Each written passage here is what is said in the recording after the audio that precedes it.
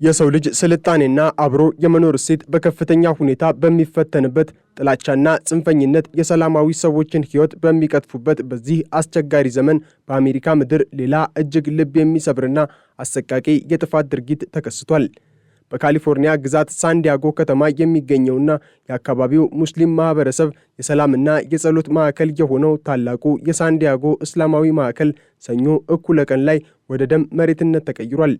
ይህ ክስተት ተራ ወንጀል ሳይሆን በሰው ልጅ ሕሊና ላይ የተፈጸመ በሃይማኖታዊ ተቋማት ላይ የተቃጣና ዓለምን ያስደነገጠ የጥላቻ ጥቃት ነው። በሳንዲያጎ መስጊድ ላይ የተፈጸመውን ጥቃት፣ በጥቃቱ ዙሪያ ያሉ ያልተሰሙ ምስጢሮችን፣ የጥቃቱ ፈጻሚ የሆኑ ወጣቶች ታሪክና በስተጀርባቸው ያለውን አደገኛ አስተሳሰብ እንዲሁም ይህ ክስተት በአሜሪካ ፖለቲካና በአጠቃላይ በዓለም አቀፍ ደረጃ እያደገ ከመጣው እስላሞፎቢያ ጋር ያለውን ቁርኝት በዝርዝር እንመለከታለን።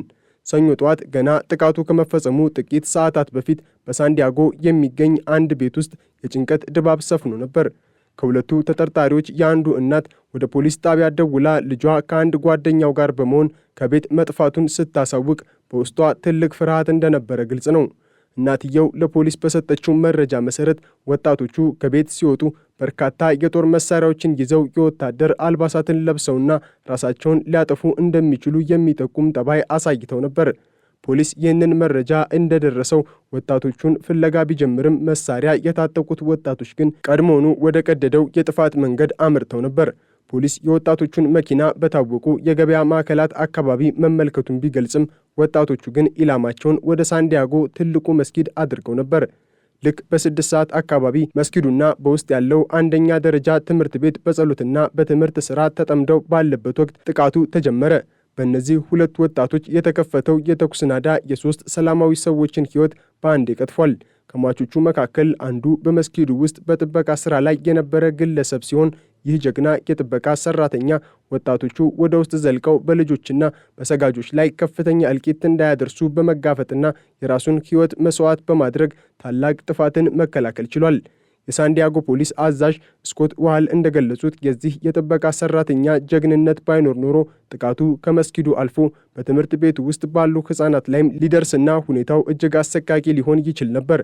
በመስጊድ ግቢው ውስጥ የሞት ጥላ ቢያንዣብብም በትምህርት ቤቱ የነበሩ ሕፃናት ግን ምንም አይነት የአካል ጉዳት ሳይደርስባቸው በሰላም ተርፏል።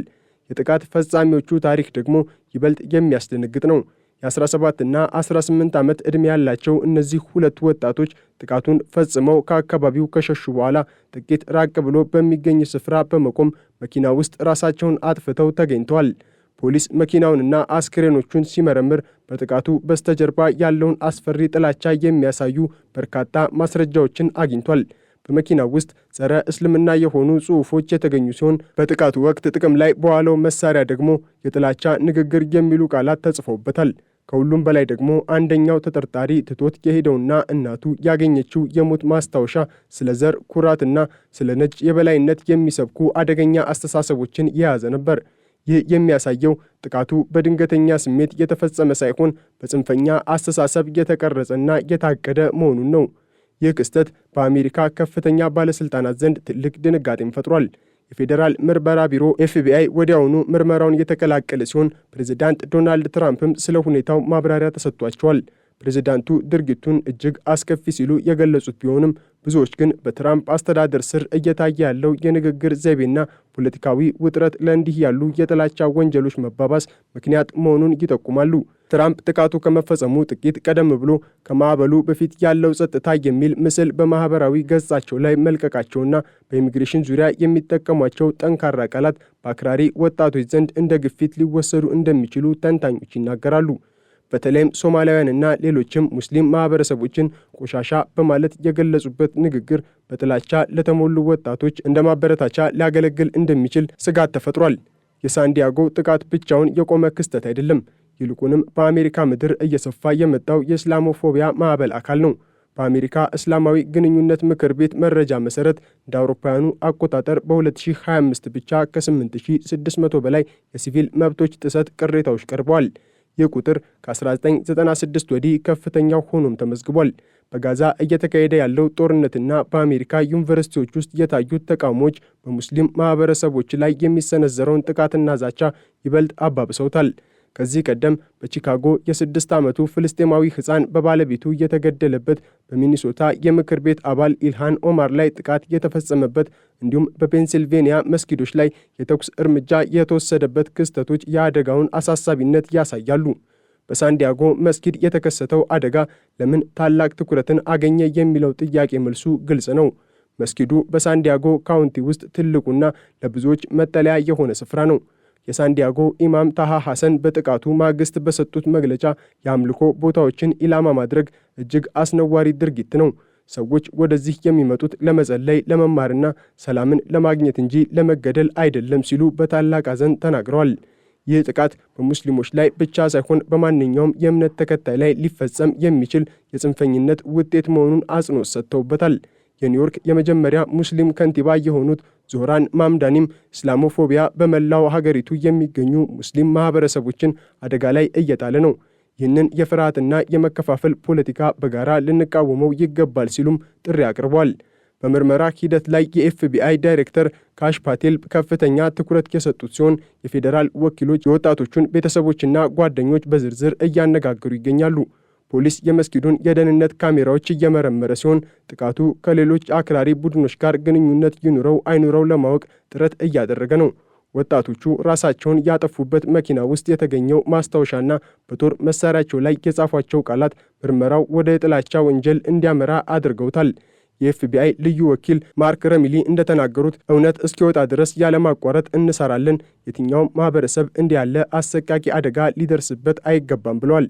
ይህ ክስተት በአሜሪካ ማህበረሰብ ውስጥ ያለውን ጥልቅ ስንጥቅ ያሳያል። በአንድ በኩል ለሰላምና ለዲሞክራሲ የሚቆሙ ዜጎች ሲኖሩ፣ በሌላ በኩል ደግሞ በጥላቻና በዘር የበላይነት የታወሩ ወጣቶች እያደጉ መምጣታቸውን የአገሪቱን የወደፊት ደህንነት ጥያቄ ውስጥ ይከቷል።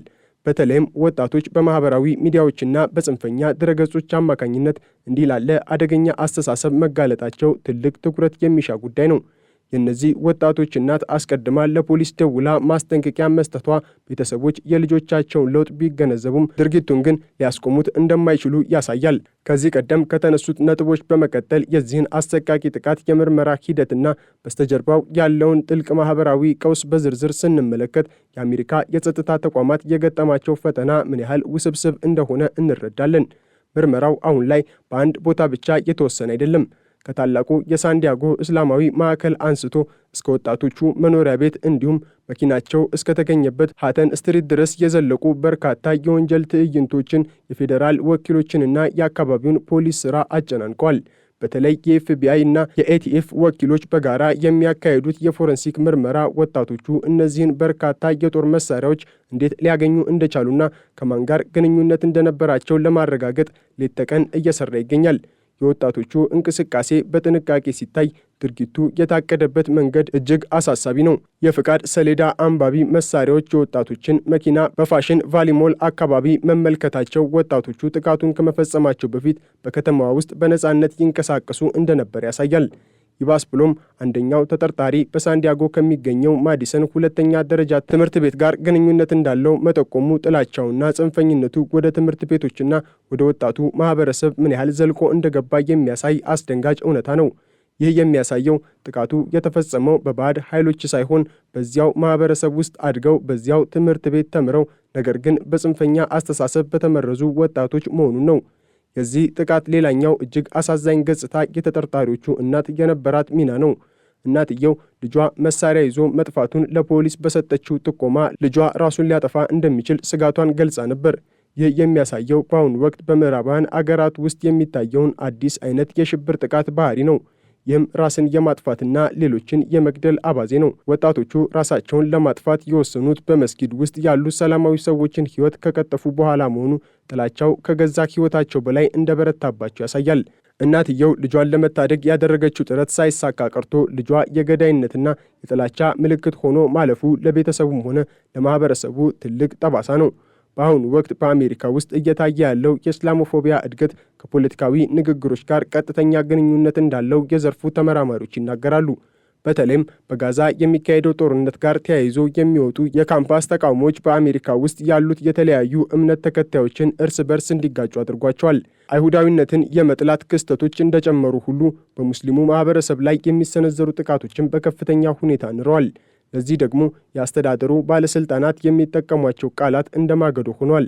ለምሳሌ የሶማሊያ ዝርያ ያላትን የምክር ቤት አባል ኢልሃን ኦማርን በአደባባይ ማጥቃትና በደጋፊዎቿ ፊት ማሸማቀቅ በጥላቻ ለተሞሉ ግለሰቦች እንደ አረንጓዴ መብራት ነው የሚያገለግለው። ፖለቲከኞች አንድን ማህበረሰብ ቆሻሻ ወይንም ስጋት አድርገው ሲፈርጁ፣ ጽንፈኛ ወጣቶች ደግሞ ያንን ንግግር ወደ ጥይትና ወደ ደም ይለውጡታል። የሳንዲያጎ ጥቃት ሰለባዎች ታሪክ ገና በዝርዝር ባይወጣም ሶስቱም ሟቾች አዋቂዎች መሆናቸውንና የመስጊዱን ደህንነት ለመጠበቅ ሲሉ መስዋዕት መሆናቸውን ፖሊስ አረጋግጧል። በተለይ ያ ጀግና የጥበቃ ሰራተኛ ወጣቶቹ ወደ መስጊዱ ዋና ክፍልና ወደ ትምህርት ቤቱ እንዳይገቡ ያደረገው ተጋድሎ በአሜሪካ ታሪክ ውስጥ እንደ ትልቅ የጀግንነት ታሪክ የሚጠቀስ ነው። ይህ ሰው ባይኖር ኖሮ ሳንዲያጎ ዛሬ የምታለቅሰው ስለ 3 ሰዎች ሳይሆን ምናልባትም በደርዘን የሚቆጠሩ ሕፃናትና ሰጋጆች ሊሆን ይችል ነበር። የኤፍቢአይ ዳይሬክተር ካሽ ፓቴልና ፕሬዝዳንት ትራምፕ ስለ ጉዳዩ የተሰጣቸው ማብራሪያ ይህንን ጀግንነትና የደረሰውን አሰቃቂ ጉዳት ያካተተ ነበር። በመሆኑም ይህ የሳንዲያጎ ጥቃት በአሜሪካ የፍትህና የጸጥታ ስርዓት ላይ ትልቅ ጥያቄን ጥሏል። የጥላቻ ንግግሮችንና ጽንፈኛ ድረገጾችን እንዴት መቆጣጠር ይቻላል? ወጣቶች እንዲህ ባሉ አስተሳሰቦች እንዳይመረዙ ምን መደረግ አለበት? የሚሉ ጥያቄዎች አሁን መልስ ይሻሉ። የሳንዲያጎ ኢማም ታሃ ሐሰን እንዳሉት ይህ ጥቃት የተፈጸመው በአንድ ሃይማኖት ላይ ሳይሆን በሰው ልጅ የጋራ እሴቶች ላይ ነው። በመሆኑም በቀጣይ የሚጠበቀው ነገር ፖሊስና ኤፍቢአይ የሚያቀርቡት ጥልቅ የምርመራ ውጤት ብቻ ሳይሆን የአሜሪካ ማህበረሰብ ጥላቻንና መከፋፈልን ለማስወገድ የሚወስደው ተግባራዊ እርምጃ ጭምር ነው። ሳንዲያጎ አሁንም በጥልቅ ሐዘን ውስጥ ብትሆንም ይህ መከራ ግን ማህበረሰቡን ይበልጥ እንዲተሳሰርና ለሰላም እንዲቆም እያደረገው ይገኛል። የጥላቻው ሰንሰለት የሚበጠሰው በሕግ ብቻ ሳይሆን እርስ በርስ በመመካከርና በመደጋገፍ መሆኑን ይህ አሰቃቂ አጋጣሚ ለዓለም ዳግመኛ አስመስክሯል። ይህ አሳዛኝ ክስተት በአሜሪካ ማህበረሰብ ውስጥ ስር የሰደደውንና በዝምታ የሚላተመውን የጥላቻ ፖለቲካ ውጤት ቁልጭ አድርጎ የሚያሳይ ነው። የምርመራ ባለሙያዎች እንደሚሉት ወጣቶቹ በመሳሪያቸው ላይ የጥላቻ ንግግር ብለው መጻፋቸውና በግልጽ ጸረ እስልምና መልእክቶችን ማስተላለፋቸው ድርጊቱ በቀላሉ በአእምሮ ህመም ብቻ የሚታለፍ ሳይሆን ሆነ ተብሎ የተቀረጸ የጥላቻ ማኒፌስቶ መሆኑን ያረጋግጣል። በተለይም የ17ና የ18 ዓመት ወጣቶች እንዲህ ያለውን እጅግ የከረረና አውዳሚ አስተሳሰብ ከየት አገኙት የሚለው ጥያቄ የብዙዎችን ህሊና እየወቀሰ ይገኛል። እነዚህ ወጣቶች በአሜሪካ ትምህርት ቤቶች ውስጥ ያደጉ፣ ነገር ግን በድብቅ በኢንተርኔትና በጽንፈኛ ቡድኖች አማካኝነት የዘር ኩራትና የሌሎችን ጥላቻ ሲጋቱ መቆየታቸው ለወደፊት የሀገሪቱ ደህንነት ትልቅ ስጋት መሆኑን ያሳያል። በተለይ ደግሞ የጥቃት ፈጻሚዎቹ እናት ያሳየችው የህሊና ጭንቀትና ለፖሊስ የሰጠችው ጥቆማ በትክክልም መከራው በየቤቱ ደጃፍ ላይ መድረሱን የሚያሳይ ነው። እናትየው ልጇ መሳሪያ ይዞ መጥፋቱን ስታውቅና የለበሰውን የወታደር ልብስ ስታይ ልጇ ወደ ገደል እያመራ መሆኑን ተረድታ ነበር። ነገር ግን ያ አስቀድሞ የተሰጠ ጥቆማ 3 ሰላማዊ ሰዎችን ከመሞት ሊታደጋቸው አልቻለም። ይህ የሚያሳየው የአሜሪካ የጸጥታ መዋቅር እንዲህ ያሉ ድንገተኛና በቤት ውስጥ የሚፈልቁ ተኩላዎችን ለመቆጣጠር ምን ያህል እንደሚቸገር ነው። ፖሊስ ወጣቶቹን በከተማዋ የገበያ ማዕከላት ውስጥ ሲፈልግ፣ እነሱ ግን በታላቁ መስጊድ በር ላይ ሞትን እየዘሩ ነበር። የሳንዲያጎ መስጊድ ጥቃት ለሁላችንም ትልቅ ትምህርት ሰጥቶን ያልፋል። ጥላቻና ጽንፈኝነት መጨረሻቸው ሞትና ውድመት መሆኑን፣ ለሰላም መቆም ደግሞ የሁላችንም ኃላፊነት መሆኑን ዳግመኛ አረጋግጧል።